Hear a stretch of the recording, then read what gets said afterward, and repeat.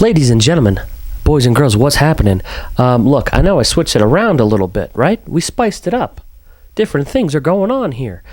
Listen, welcome back to another video of Hyper Bitcoinization. My name is Spike, and today, guys, I got a cocktail. If you have one, enjoy one with us. But for today's video, I definitely wanted to change it up, not just with the appearance, but we're not going to look at charts. We're not going to look at data.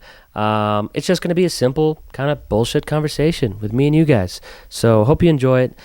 Please leave me some comments, maybe some questions, engaging things down below.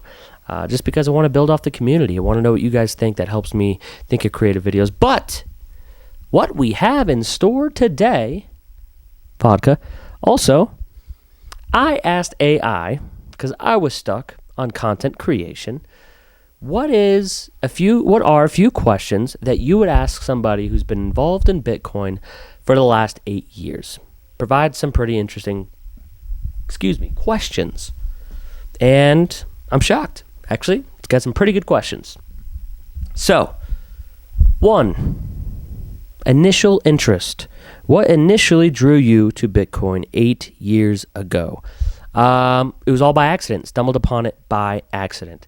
I was kind of dabbling in many different ventures and entrepreneurship business ventures back then. One of my big things that I always did was go out and network. Just go meet new people. What do they do? What are they working on? What are they building? Because I knew pretty early on it's not about what you know, it's about who you know. So these networking events were common for me. Most of the time, you go to a networking event, you know what it's about, what you're going for. This one, I didn't know what it was about. I just knew people were going to be there. It was a good time to network, and I went. And turns out it was like a Bitcoin, I don't know if you're going to call it a meetup, whatever it was, but they actually had Eric Voorhees, OG Bitcoiner, at a place downtown Denver. Everybody, once you walked into this place, you had to throw headphones on, so they didn't want like people to have side conversations. You had to listen to Eric Voorhees speak, right?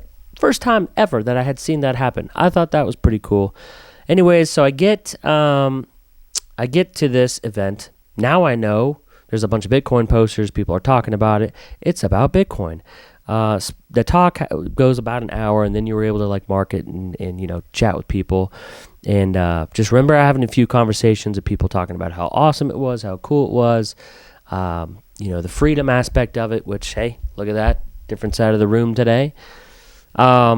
And I understood it, right? The whole time I was listening to what Bitcoin was and the concept about it and why it is a thing, I got it. It clicked. Okay, cool. It made sense. Whatever. This Bitcoin thing, sweet. It's like seeing a cool water bottle or a cool car that you wouldn't buy, right? You just wouldn't, but you think it's cool. That's what I thought. I left understanding it, and that was pretty much it. But the big thing for me was that I remember the name. I remember going to the event. I remember the things that the speaker was saying. And I knew that I also had previous experience with how the money system worked, how money had been printed and the whole process with it, and the monetary policy, stuff like that.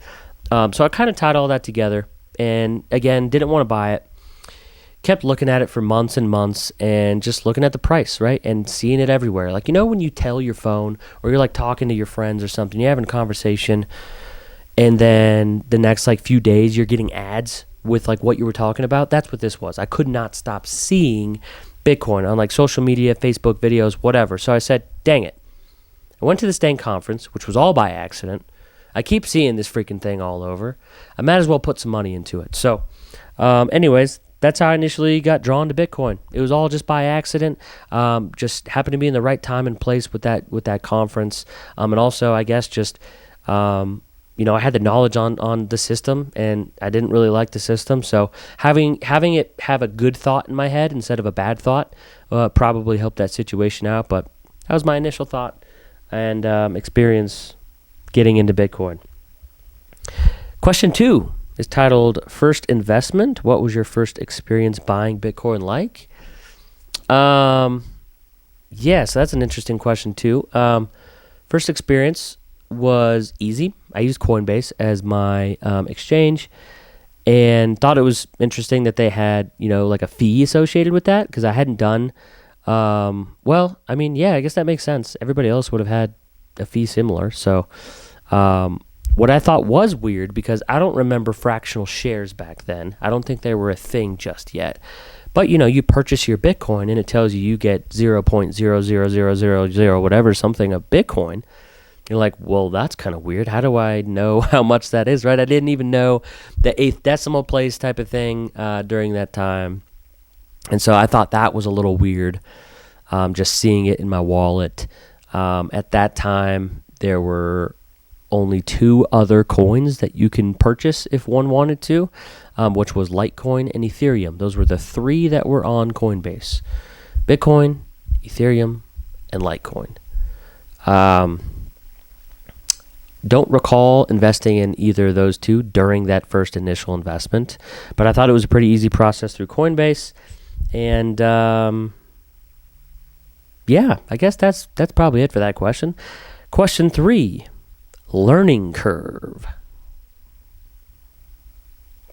By the way, really hope you guys could add some questions down below.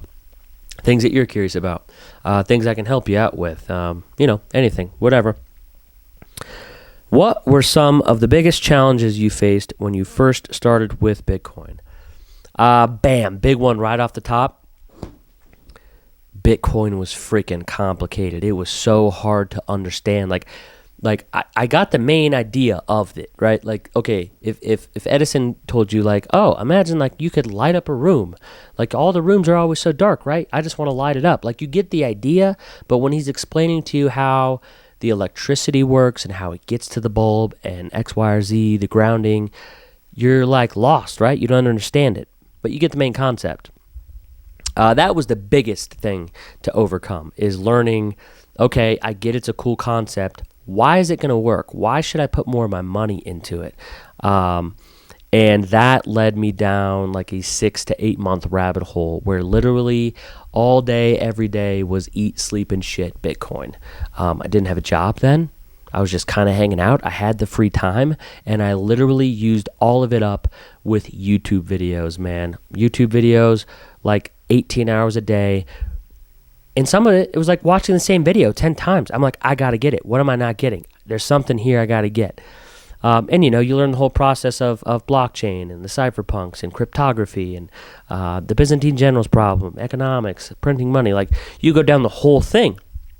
And so it's a never-ending rabbit hole. I guess that's a second challenge, is that you go down so many rabbit holes. If you really want to understand what this property, what this invention really is, one of those challenges is how many hours, at least to the scale that I want to be good at this and understand this.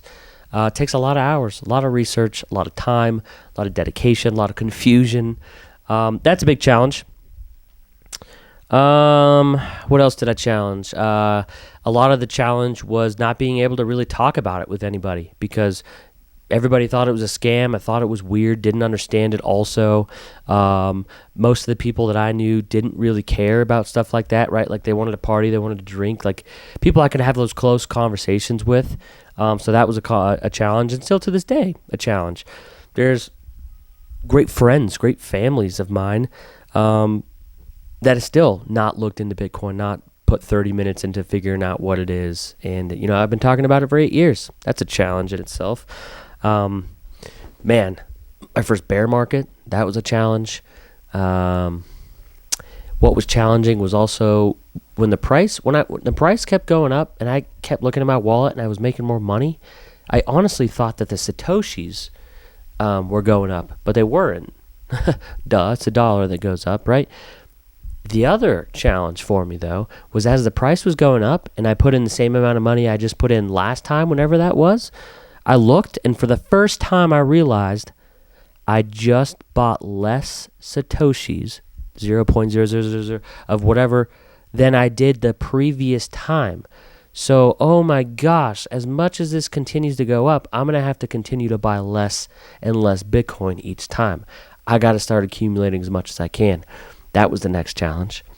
Man, so many challenges in Bitcoin, explaining it to people. Yeah, a lot of big challenges. Let's see. Come back to another one. Market observations. How have you seen the Bitcoin market evolve over the years? Biggest thing that comes to my mind, especially 2016, 2017, that bull run that you saw there was a lot of cowboys, and it was the wild, wild west. Scams, YouTube video scams, text scams, no double verification scams, hacking into exchanges scams, right? Like Mt. Gox was in 2014. Oh, that was another challenge, is knowing about 2014 and Mt. Gox's situation when I got involved is, oh, okay, so you're not supposed to leave this on exchanges? There's a better way to store this? Perfect. Even better. That's what makes this even better. So, anyways, yeah, market observations, how has it evolved? I don't think we're no longer the Wild West like we were during that phase. I mean, there are some cowboyish moments. FTX was a cowboy Wild West type of moment, right? We may get a couple of those big ones. That stuff's not over, but it's definitely not as saturated with cowboys right now as it was. Bitcoin is stronger, not in terms of, in many terms. I mean, just with FUD. Back in the day, when any kind of FUD happened with Bitcoin, you see the price drop 20, 30%. Automatically. Didn't matter what it was. People just thought it to be true because FUD was out there. Yeah, FUD was a big one. Phased market evolve. The other reason why it's stronger right now, too, is years ago when billions of dollars used to leave the Bitcoin market cap, the price would also just dump. And right now, we're seeing Germany, maybe some Mt. Gox things. It's a lot of FUD, billions of dollars leaving Bitcoin's market cap, and the price doesn't fall by that much. That's a new thing. That's a lot of growth. That shows strength. That's bullish as heck. That's one. Exchanges have evolved, come, gone, rules, regulations, ETFs, stuff like that. Bitcoin has come very far over the last 8 years that I've been involved in, and I just know how much it's going to continue to evolve, especially other countries, nation states. That's insane, and this might even be going into the next question, which are key milestones. What do you consider the most significant events or milestones in Bitcoin's history? Lightning, Taproot, those are all good things. Are they going to be the best? Are they going to be what we continue to use for decades? I'm not sure about that, right? I think they're doing strong right now. I know there's pros and cons to all of that stuff, but it just shows that Bitcoin's being built on. Innovation's going to continue to come. That's not stopping. Milestones, definitely El Salvador. Let's see. Honestly, like saying like things like FTX crashing, that's a milestone for us. That's good. We want to push out all the bad negative actors so that we can have the positive ones inside of the space. That's what it's built on. That's what it's based on. So I think showing true colors, trustworthiness, stuff like that, being yourself, I think that's huge.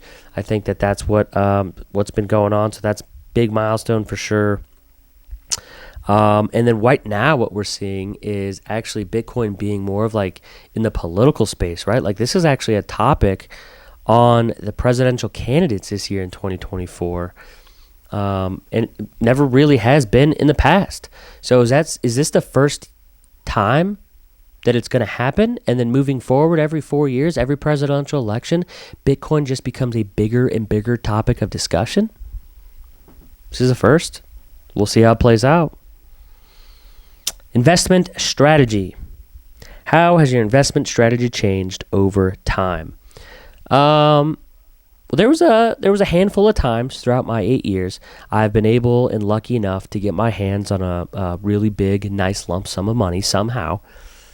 And each of those times, I dedicated the majorities of those funds to accumulating more Bitcoin. It wasn't always at the best prices. Sometimes it was, sometimes it wasn't. Sometimes it was all at once. Sometimes it was all a DCA strategy. Like, let's just say for some reason I got $10,000. There'd be a time I put it all in one day. There'd be a time that I spread it out over like 2 months. If I didn't have big portions of money like that, what I made myself do mandatory was buy like 30 or 50 bucks, depending on where I was at during that week of Bitcoin. Every single week, 30 to 50 bucks. And I just dollar cost averaged. And then as the years continue to grow, if I was making more money, it was more per week. And so there's not been a week in the last, actually there's been a few weeks where I just didn't, but for the most part, for the last 8 years, every single basically week, I've put in money to accumulate more Satoshis. At the end of the day, that's the biggest goal. Accumulate more Satoshis. And so that's what I would say is my advice to anybody getting into it, is don't think you need a big sum of money. Even if you only have $5 every single week, as long as you're buying it every single week and that's what you focus on, that's one of your main things, you will hit your accumulation goal. Try your hardest to get to one coin. And once you get there, you're going to realize you don't have enough. And then you're going to get to 2, 3, 5, 10, 15, 20, 100, and you're still not going to have enough. When people are coming into this space and they're buying, some people are buying sats, some people are buying whole coins, some people are buying double digits, some people are buying triple digits. By the way, did you know that there are people and companies buying triple digits, quadruple digits of Bitcoin? And that is not going to stop. So, that just means, why would you get rid of it? Why would you sell it? If people are buying quadruple digits of Bitcoin, what you have and what you will continue to buy and accumulate, I at least won't sell, because I know that right now people are buying quadruple digits of Bitcoin, and that's not stopping any time soon. It's not stopping anytime soon. Which means higher price, which means don't sell. Why sell? That's stupid to sell. So, that was 6 questions. They provided me with like 20. Definitely don't have the time to go over all of those today, but thought that'd be a different little twist up. So, let me know what you guys thought about that. If you thought it was cool, I'll continue. There's a bunch more questions. If you guys have your own questions, please let me know. But I'll definitely make another video just like this and keep going on the list of these questions. So hope everybody has a great rest of your week. I know I'm going to have a great rest of my week. Me and Lauren got last minute tickets to Billy Joel. Okay, by the way, man is 75, killing the game. This will be an iconic, this is his last tour. And we're going in 24 hours. So, blessed y'all. See ya. Peace out.